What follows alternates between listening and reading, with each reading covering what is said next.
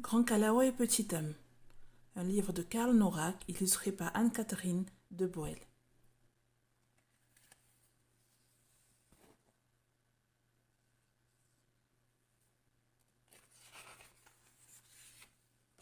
Grand Kalao et Petit Homme. Maintenant, nous le voulons. Arrêtez de crier. Que désirez-vous? Nous voulons le conte. Regardez, le voilà qui arrive à toute vitesse. Chut, le conte va parler.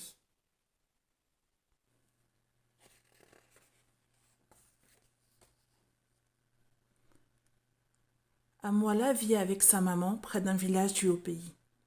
Yatemilou, sa maman, est très occupée. Elle tisse, tisse, tisse. Ou, les mains dans la terre, du champ d'oignons, elle tasse, tasse, tasse. Amwala s'ennuie.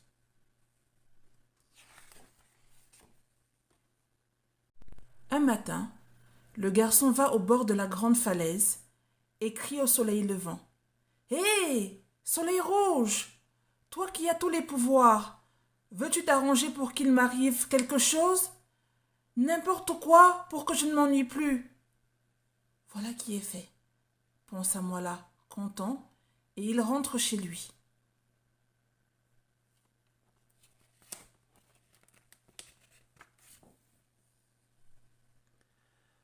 Mon fils, je tisse, tisse, tisse, dit Yatemilou. Peux-tu aller au marché me ramener 12 pincées de sucre? Tu seras mon petit homme.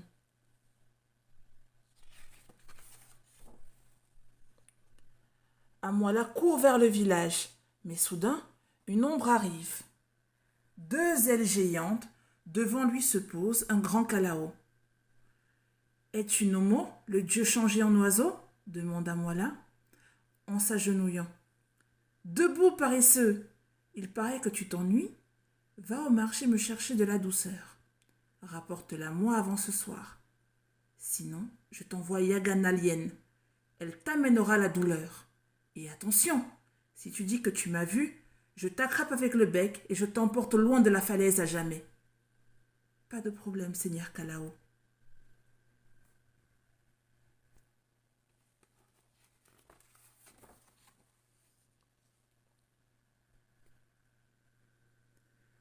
Amwala veut faire celui qui ne tremble pas, comme une feuille, mais ses jambes dansent toutes seules. Il court au marché. Comment trouver la douceur? Un légume, est-ce doux? Un fruit? Les tissus? Doux? Pas du tout. Amwala ne sait que choisir. Il a si peu d'argent. C'est alors qu'il voit une plume. Il la ramasse, la passe sur ses auteuils et éclate de rire. Ah là, oh là, c'est tellement la douceur que ça chatouille, s'écria Amwala. Ensuite, petit homme pour sa maman, il achète 12 pincées de sucre.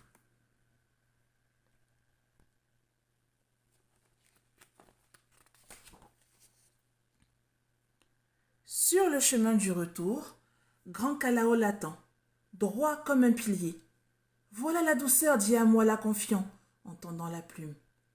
Quelle horreur! Quoi? À moi, Dieu oiseau, tu n'as trouvé rien d'autre à offrir qu'une plume? Ce soir, Yagan Alien t'apportera la douleur. Et si tu dis que tu m'as vu, n'oublie pas, je t'emporterai loin de ta falaise à jamais.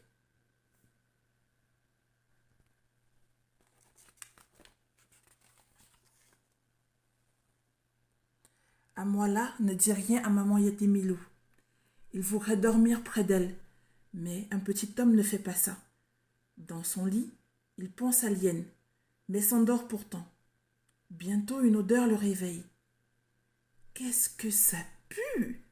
Ah, la bouche pourrie!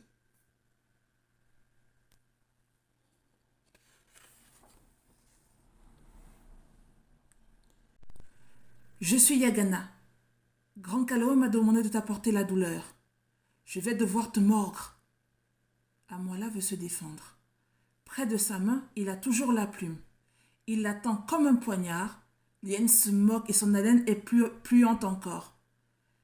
Elle l'avance, mâchoire ouverte, mais la plume lui touche le museau.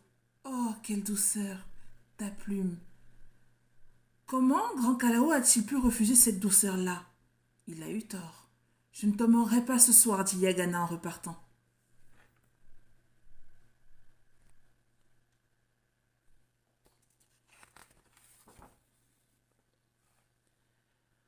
Le lendemain, Yatemilo est dans le champ. Mon fils, je tasse la terre pour les oignons. La pluie arrive. Je n'ai pas de temps. Peux-tu aller au marché me ramener du mil pour le repas? Tu seras mon petit homme. Le garçon part fièrement de l'hyène. Il n'a pas eu si peur. Et Grand Kalao n'est qu'un oiseau après tout. D'ailleurs, il n'est plus là.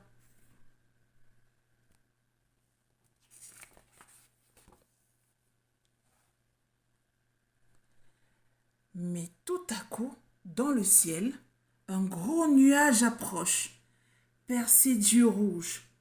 Va me chercher la pauvreté, ordonne Grand Kalao. Si tu échoues encore, je t'enverrai Besso le terrible lièvre aux dents plus longues que ses oreilles. Il te volera ce nez que tu as si joli.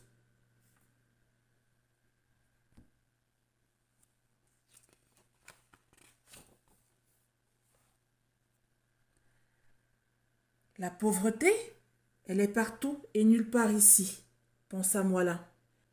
Les récoltes sont bonnes cette année. Personne ne se plaint. Amoila achète du mil. Ensuite, en voyant à ses pieds un sac troué, il a une idée et l'emmène.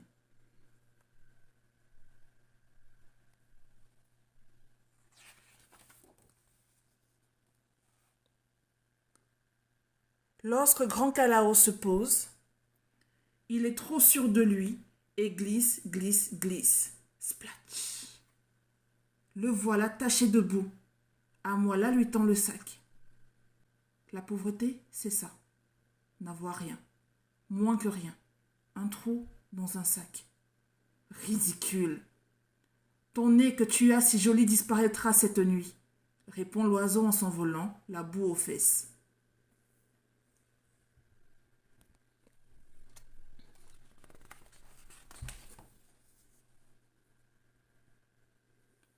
Le soir, maman, fatiguée d'avoir tissé et tassé, vient embrasser son fils. Bonne nuit, mon trésor. Soleil en or, petit homme. Comme Amoila a envie de tout raconter à maman, il sait que Grand Kalao pourrait lui faire du mal. Mais qui aurait peur d'un lièvre? Pas lui. Amoila s'endort. Rapidement, un grincement de dents le réveille.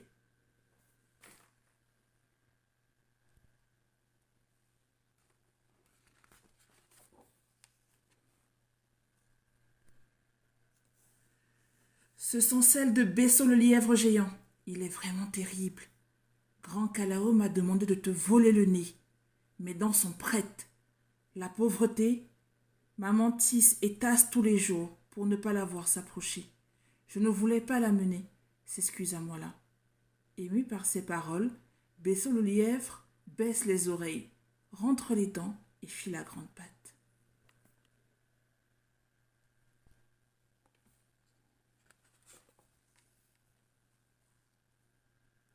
Le lendemain, Amoila ne veut plus sortir. Si Yatemilo lui demande d'aller au marché, il dira non. Il pleurera. Amoila, viens vite, crie alors Yatemilo. Mon fils, je tousse.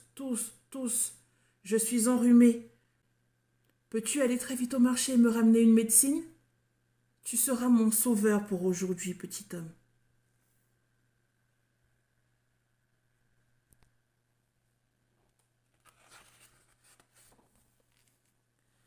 Pas le choix. Pour se donner du courage, Amoila prend son bâton couvert de poils d'éléphant. C'est un cadeau de son oncle Pangalé, le chasseur. Sur le chemin, rien. Dans le ciel, rien. Mais sous le grand baobab, Amoila est soudain aspergé. Il est tout mouillé. Perché sur une branche, Grand Kalao lui fait pipi dessus. Comme ça l'amuse.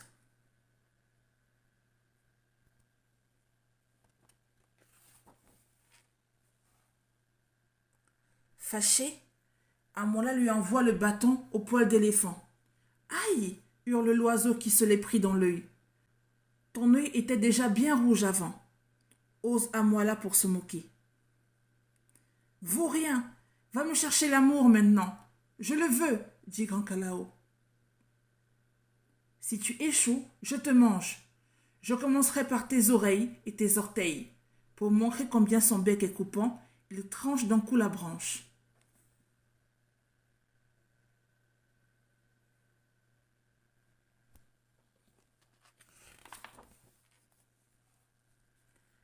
L'amour, oh là, on ne le trouve pas comme ça.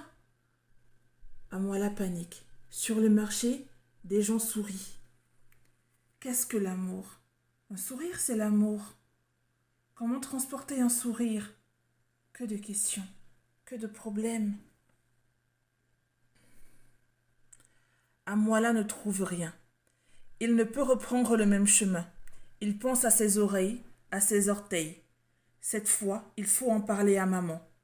Comment rentrer? Il n'y a qu'un seul sentier. Ou alors, il faut marcher comme les sorciers à flanc de falaise. Et peut-être tomber de haut, de 400 fois sa taille. Amwala y va, un pied devant l'autre, il avance. Ses doigts s'agrippent. Il ne doit surtout pas regarder dans le vide. Amwala veut chanter, mais le son ne passe pas. Je suis un petit homme, pas un caillou, répète-t-il 100 fois pour se rassurer.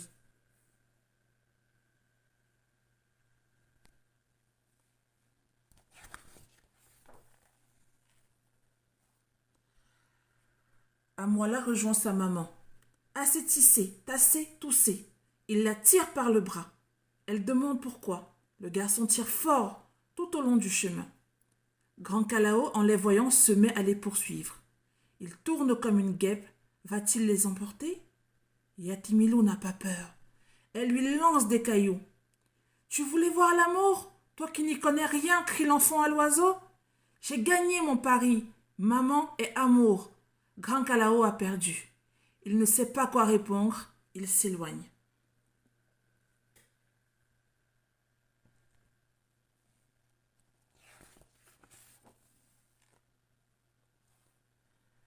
Le jour suivant, Yatemilo n'envoie pas son fils au marché. J'ai demandé à ton oncle Pangalé d'aller pour moi sur le chemin du village. Que doit-il te ramener? Demanda Mwala. Un oiseau. Pangalé, fameux chasseur, ramène le soir en la traînant une immense cage. Amwala reconnaît cette voix qui lui casse les oreilles. Dans la cage est enfermé Grand Kalao, éternuant à cause de la poussière.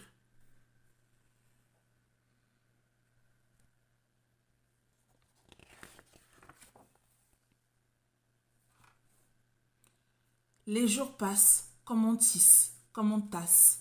Grand Kalao a faim. Il fait le doux, le pauvre, le sentimental. Il essaie même les mélodies. Tu chantes comme une casserole. Tu es l'oiseau qui dit des bêtises. Cher ami Amwala, donne-moi des graines, supplie Grand Kalao. Oui, mais avant je t'ai apporté la modestie et la patience. Goûte-les.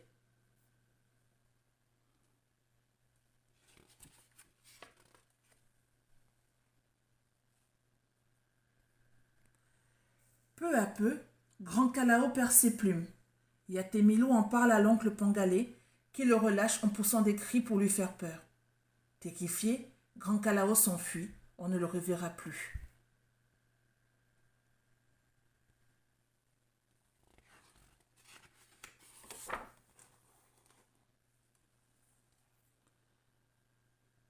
Au bord de la haute falaise, Amwala revient. Il regarde au loin, fier de lui, pas un nuage à l'horizon. On dirait que, comme le garçon, le soleil sourit.